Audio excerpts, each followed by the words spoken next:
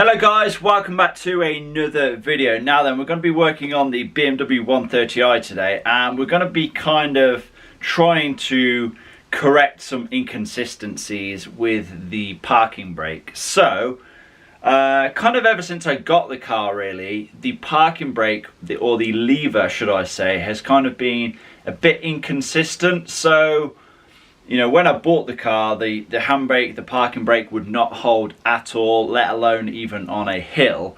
And I did adjust it and it got somewhat better, but it's always really been quite inconsistent, both on, you know, either side, and actually the range of motion that you have to pull the lever itself. So sometimes you'll only have to pull it up like 3 or 4 clicks and then it will hold, and other times you'll have to pull it up like 6 or 7 clicks and it will hold. And so I think today I'm just going to be, like I've done with, you know, most of my other cars, I'm just going to be completely overhauling the parking brake shoe assembly, and hopefully that fixes our issue. Now, I don't know if they've ever been replaced in the past. You know, the car's 15, 16 years old now, so it's just as well that I do go ahead and replace them. Now, the shoes themselves, in theory, you know, they shouldn't really wear because they're only used for parking the car. You know, they're only used for the handbrake. So the shoe material shouldn't wear, but there is springs, there is like an automatic adjuster that could, I guess, you know, wear over time. But yeah, we're going to really try and see what the issue is today, and hopefully we have a fully functioning, working as it should parking brake. Now let's get outside and I'll show you exactly what I mean with the inconsistencies in the parking brake. Let's get into it. So then, we're in the 1 Series now, and just take a look at the parking brake lever as it is. You can see it is pretty high. Now we'll actually count the amount of clicks that it takes to get it into this position. So 1, 2, 3, 4, 5, 6, 7, 8, 9. Yeah, 9. Takes 9 clicks to get it up to the top, and it just about holds the car when it's on a hill in this position. Now ideally you want the parking brake lever to hold on around 4 or 5 clicks, so it should just be 1, 2, 3, 4, 5, and it should hold like that, but the car does not hold in this position. Now, I've tried adjusting the parking brake shoes on either side, on either rear wheel, and we seem to have no success. There still seems to be this inconsistency. Sometimes it'll hold on, say, 4 or 5 clicks, but then others you really need to get it to the 8 or 9 clicks. So today we want to try and make this thing hold on 4 to 5 clicks consistently. So this is what we're going to be needing today then. So we have our new parking brake shoes, obviously 4 of those, 2 for each side, and these are from Techstar, so good quality parking brake shoes. We have the automatic adjusters, which are these things just here. These go onto the parking brake cable itself. And then we have all of the other hardware, so the springs and the little securing screws and things like that. So yeah, this is everything we're going to need for today's job. Okay then, so we have the rear end of the car up in the air, axle stands on the jacking points, then the trolley jack on the rear subframe just for extra support. Let's get the wheels off then.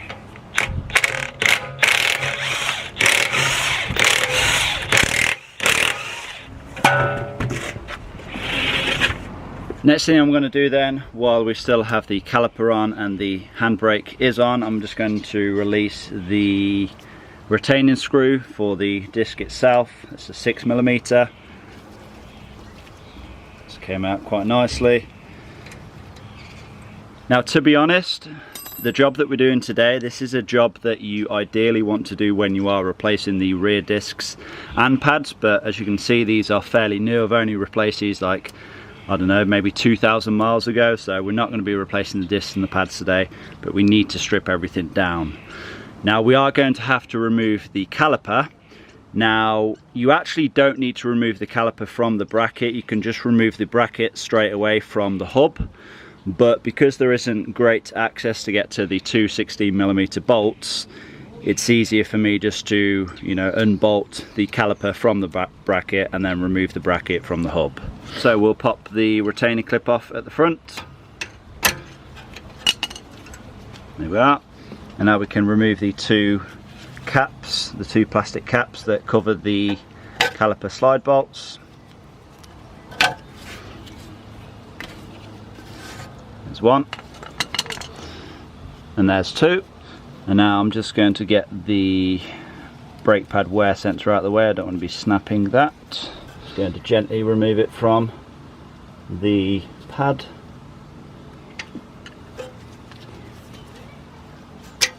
There we are. Put that over to one side. Then we can remove the two slider bolts with a 7mm Allen bit.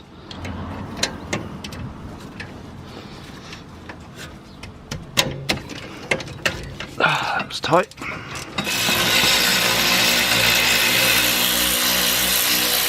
I'm just going to compress the piston back into the caliper just so I can get the caliper removed. That's enough. Only do that when you have the cap released on the brake fluid reservoir, and then we should be able to remove the caliper.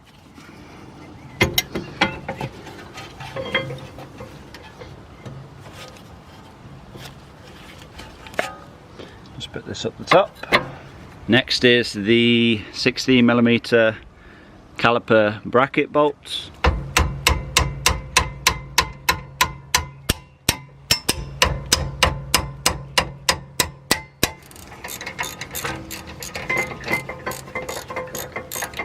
There's one bolt, and there's two. And now the bracket can come off. And now, if we release the parking brake, the disc should then come off as well. There we are. And now we can start removing the existing parking brake assembly. Now, there is really no right or wrong way about this. You don't need to keep most of this if you've got replacements. The only thing that I do need to keep in our case is this little adjuster wheel. So yeah, we don't want to damage that, but it's a very simple mechanism. It's only built up of two parts, so you can't really break that, to be honest. But I am just gonna adjust this all of the way so the shoes are in as far as possible, just make it a little bit easier to get off. So first thing I like to do is just remove the retaining spring screws, and then I'll just kind of wrestle this off. Just pop one of the springs out.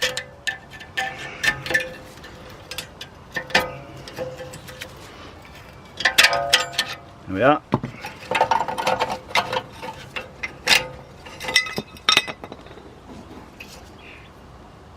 And we need to remove this as well.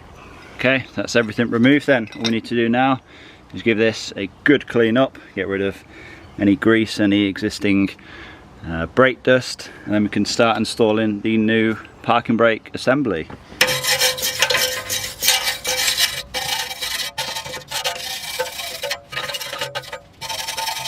Always best to wear a mask as well.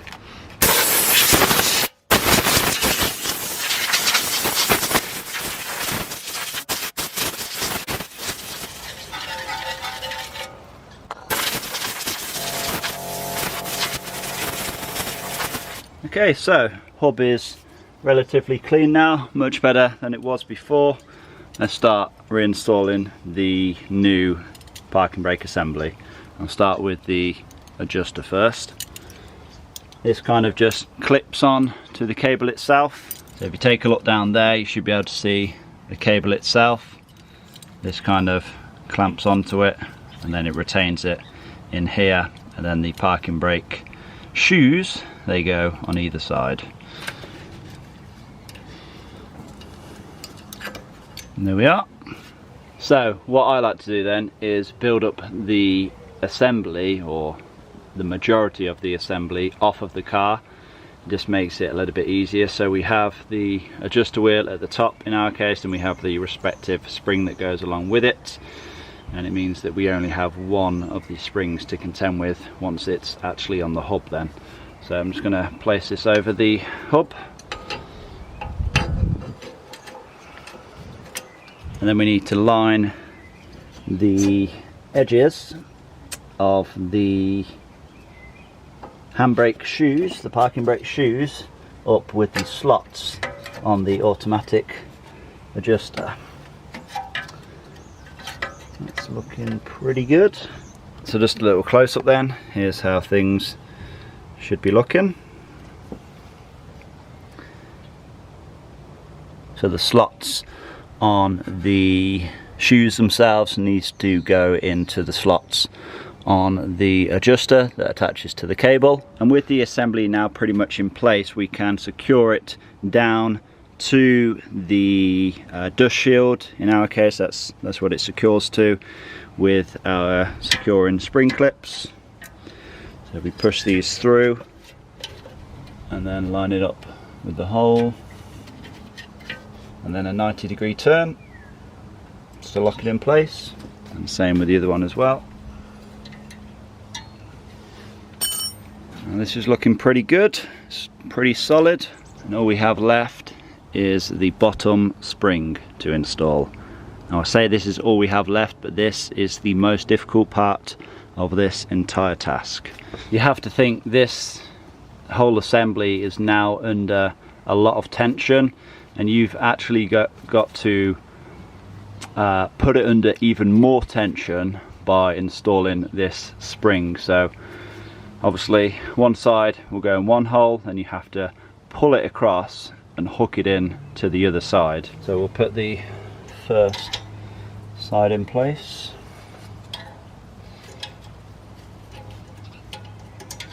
That's in.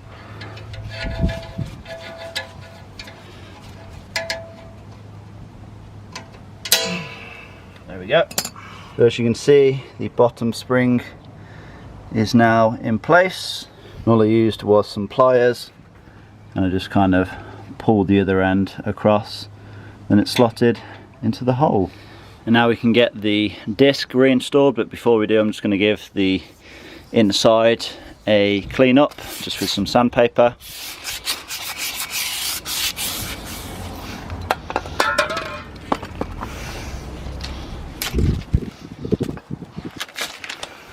And as you can see, I've reinstalled the disc, and now the securing screw can go back on. There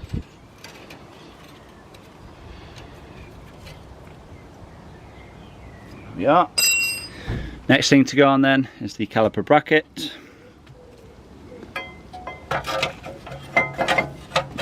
Secured with the two 16mm bolts.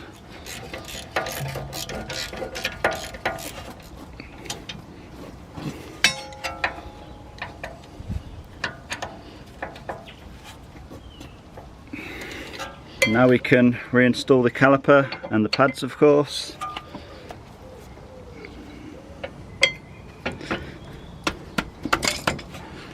And we'll give the slider bolts a bit of a clean up and a good coating of some red rubber grease.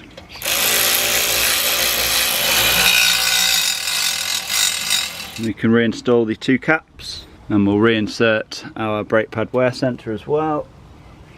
And then finally just the securing clip at the front.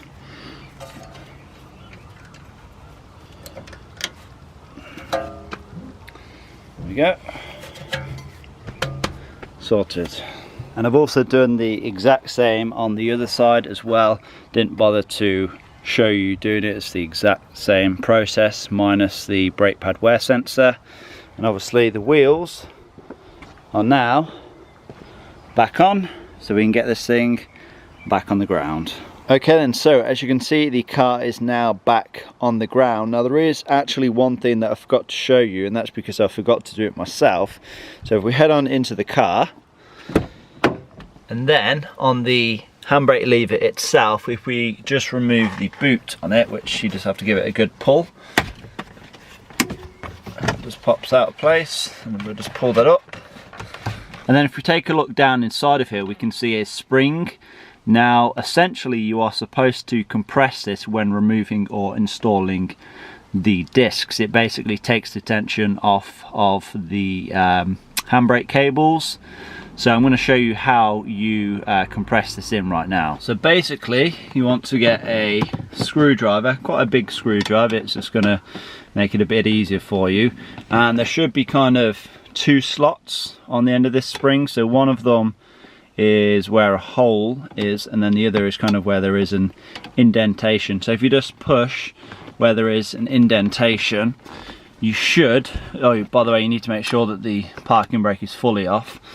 You should start to see the spring compress. So if you push towards the back of the car, then there should be kind of like a little clip. Okay, so yeah, as I push this spring in, you can see there is kind of like a small clip that pops out the end. You just need that to catch on, and then it will, you know, keep the spring in the compressed position. Now to get that clip to hold in position, I just like to use a little pick and just sort of push it across, and it will hold on to the end of the mechanism here, and then like I said, hold the spring in the compressed position. And so when you're done, it should look something a little like that. So then I have decompressed the spring. I've just put the leather boot back in place. Like I said, if you are struggling to remove the discs, or in fact install them, if you just compress that spring in, it should take the tension off of the cable and make it a lot easier. Now you do need to compress that spring in when you are making the adjustments to the hubs, you know, with that little adjuster wheel. You want to kind of adjust them so that each wheel is holding on around 5 clicks. And I've already done that, so if we go 1, 2, 3, 4, 5, the car is now going to stay put. You know, it's going to be fully held on the parking brake. Now if you do want to see in great detail how to adjust the parking brake, then I do already have a video on this. I will put the link in the description box below, so go check that out if you are interested. Okay then, so it's both of the parking brake assemblies now replaced on the BMW 1 Series, and I'm pleased to say after I made the adjustments, the parking brake seems so much better than it was before. Like I said before, it was a little bit inconsistent. Sometimes it would hold on like 3 clicks, then other times you'd have to like pull it all the way up right to the top to around 9 clicks. So like, you know, I'm not sure if it was a problem with the adjuster, if you know, whatever. I don't really know what the issue was, but like I said, I just wanted to overhaul the assemblies and kind of cancel everything out really. And yeah, it's whatever we've done is, you know, has definitely worked. And yeah, it's another thing fixed on that car. I hope this video has been somewhat helpful. I hope you guys have enjoyed it. Please give this video a like, leave a comment down below, subscribe if you have not already done so, and I'll catch you all in that next one. Peace!